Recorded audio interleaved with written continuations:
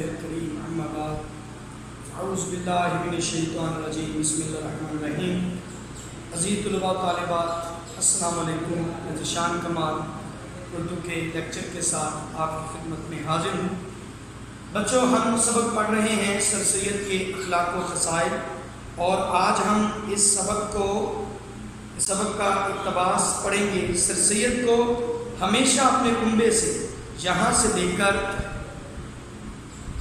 رفتہ رفتہ اور آخر کار معصوم بن گئے یہاں تک. بیٹا غور سنیں کہ سر سید کو ہمیشہ اپنے کنبے کے ساتھ حد سے زیادہ لگاؤ رہا ہے. سر سید احمد خان نے ہمیشہ اپنے خاندان سے، اپنے گھر والوں سے، اپنے اہل و عیال سے محبت کی، اور ان کے ساتھ ایک قلبی لگاؤ تھا. اور یاد رہے رسول اللہ صلی اللہ علیہ وسلم کی حدیث مبارکہ کا مفہوم ہے کہ تم میں سے بہتر وہ ہے جو اپنے گھر والوں کے لیے بہتر ہے. تو بچوں، آپ صلی اللہ علیہ وسلم نے اپنے گھر والوں سے، اپنے عزیز و اقارب اور اپنے رشتہ داروں سے حسن سلوک سے پیش آنے کا حکم دیا ہے. تو سر سید احمد خان کے دل میں اپنے گھر والوں اور اپنے اہل و عیال کے لیے، اپنے خاندان کے لیے بڑی محبت تھی. بھائی کی اب اس محبت کی مثال کیسے دیتے ہیں مولانا الطاف حسین علی کہ بھائی کی موت کا صدمہ ان کو 20 برس نہیں بھولا. ان کے بھائی کے انتقال کے 20 سال بعد تک سر سید احمد خان زندہ رہے، اور 20 سال تک وہ اپنے بھائی کو یاد کرتے رہے. ایک پل بھی وہ اپنے بھائی کی یاد سے جدا نہیں ہوئے. کبھی کبھی اپنے دوستوں میں بیٹھے ہوتے تو اپنے بھائی کا تذکرہ کرتے اور آپ دیدہ ہو جایا کرتے تھے. اتنی محبت تھی ان کے دل میں اپنے بھائی کے لیے. اب اس حوالے سے ایک واقعہ بیان کرتے ہیں. سنا ہے کہ ان کے عزیز ان کے سامنے بھائی کا ذکر اس لیے نہیں کرتے ہیں کہ ان کا داغ تازہ ہو جائے گا.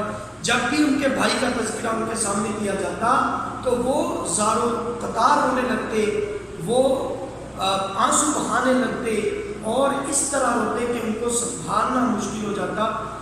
تو ان کے عزیز اس لیے ان کے بھائی کا تذکرہ ان کے سامنے نہیں کرتے تھے. بہت مدت کے بعد ان کی بھتیجی کے منہ سے باپ کا کچھ ذکر نکل گیا تھا. ان کی بھتیجی نے، ان کے بھائی کی بیٹی نے ایک بار ان کے سامنے اپنے باپ کا یعنی سر سید کے بھائی کا تذکرہ چھیڑ دیا. اور وہ تذکرہ کیا تھا کہ سر سید احمد خان کی حالت متغیر ہو گئی.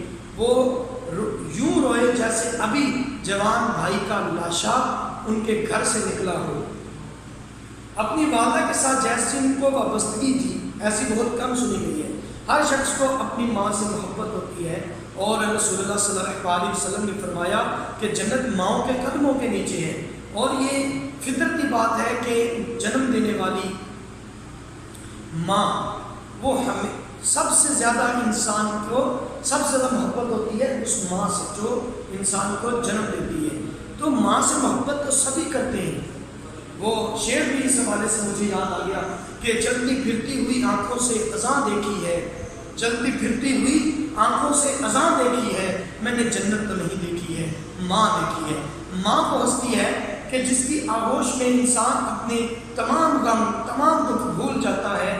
وہ میرا شعر ہے کہ بھول جاتا ہوں غم زمانے کے، بھول جاتا ہوں غم زمانے کے، جب لپٹتا ہوں اپنی ماں سے میں. تو جب بھی ماں کی آغوش میں انسان ہوتا ہے تو وہ دنیا کے غموں سے آزاد ہو جاتا ہے، دنیا کے سارے غم بھول جاتا ہے. اس لیے ماں سے محبت ایک فطرتی بات ہے. لیکن مصنف لکھتے ہیں کہ جیسی ماں سے محبت، اپنی ماں سے محبت سر سید احمد خان نے کی، ایسی شاید ہی کسی دوسرے شخص نے ان کے دوستوں میں یا ان کے عزیزوں میں کسی نے کی ہو. تو جیسے کہ وہ جوانی میں اطاعت و فرما برداری کرتے تھے کہ جب بچہ چھوٹا ہوتا ہے تو وہ ماں کی توجہ کا، اس کی التفات، ماں کی التفات کا محتاج ہوتا ہے، اور ماں سے محبت بھی زیادہ ہوتی ہے. لیکن جیسے جیسے انسان بڑا ہوتا چلا جاتا ہے اس کی محبت تقسیم ہوتی چلی جاتی ہے، اور جب وہ جوان ہو جاتا ہے، اس کی شادی ہو جاتی ہے، بچے ہو جاتے ہیں، تو وہ محبت بیوی بچوں میں تقسیم ہو جاتی ہے. تو ماں سے وہ پہلے والی محبت ہو بھی، لیکن اس کی نظر التفات، اس کی توجہ کی وہ ضرورت نہیں رہتی جو بچپن میں ہوتی ہے. تو لیکن سر سید احمد خان کے حوالے سے مصنف لکھتے ہیں کہ جیسے وہ بچپن میں اپنی ماں کی فرما برداری اور اطاعت کرتے تھے، جوانی میں بھی وہ ایسے ہی اپنی ماں کی فرما برداری اور اطاعت کرتے تھے، حتیٰ کہ ان کے غصے اور خفگی کو برداشت کرتے تھے۔ ماں غصے میں آ جاتی، کسی بات پر انہیں ڈانٹ دیتی تو وہ کبھی آگے سے ایک لفظ تک نہیں کہتے تھے، ان کے غصے سے ڈرتے تھے، ان کی ناراضی سے ڈرتے تھے، اور اس طرح اپنے ماں باپ کا حکم مانتے تھے، اپنے ماں باپ کی فرما برداری اور اطاعت اس طرح کرتے تھے جیسے ایک چھوٹا بچہ اپنی ماں کا حکم مانتا ہے، اپنی ماں سے ڈرتا ہے۔ تو یہ محبت تھی اپنی ماں سے سر سید احمد خان کو اپنے والدین سے۔ تو آگے چلتے ہیں جی، اپنے وطن کے ساتھ اب آتی ہے محبت وطن کے ساتھ۔ بیٹا انسان جہاں پیدا ہوتا ہے، جہاں وہ اپنا بچپن لڑکپن اپنی جوانی گزارتا ہے، جس مٹی میں وہ کھیلتا ہے، اس مٹی سے محبت ہوتی ہے، اس علاقے سے، اس خطے سے، اس وطن سے، اس ملک سے محبت ہوتی ہے۔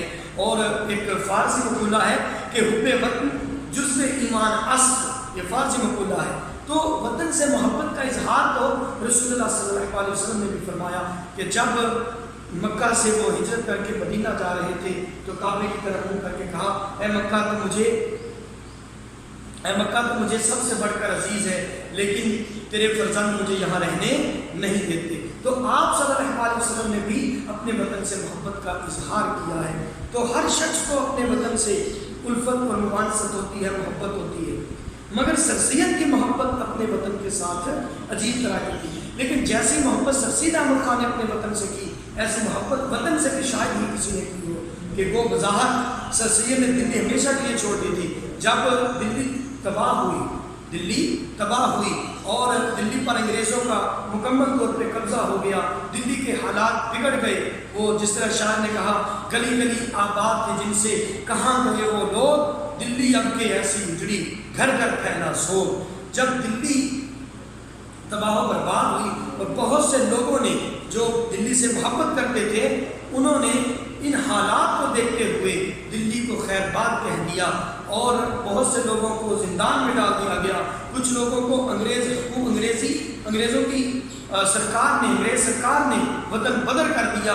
تو سر سید احمد خان انہی میں سے ایک تھے جنہوں نے دلی کی تباہی جن سے دلی کی تباہی برداشت نہ ہوئی اور انہوں نے دلی چھوڑ کر کسی دوسرے علاقے میں سکونت اختیار کر لی۔ سر سید احمد خان نے دلی چھوڑ کر علی گڑھ میں سکونت اختیار کی، لیکن دلی ان کو کبھی نہیں بھولی۔ یہ وہ شہر تھا جو ہمیشہ ان کے دل میں بسا رہا۔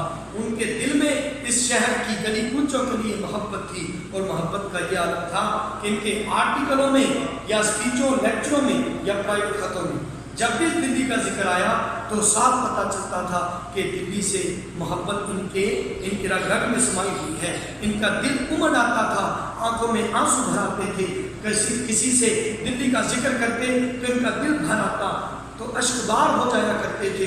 ان کے جذبات کھل کر سامنے آتے اور معلوم ہوتا کہ ان کو دلی سے کتنی محبت ہے، اپنے وطن سے کتنی محبت ہے۔ اور وطن کی محبت کے بارے میں ایک شاعر نے کہا، حب وطن از ملک سلیمان خوشتر، خار وطن از سنبل و ریحان خوشتر۔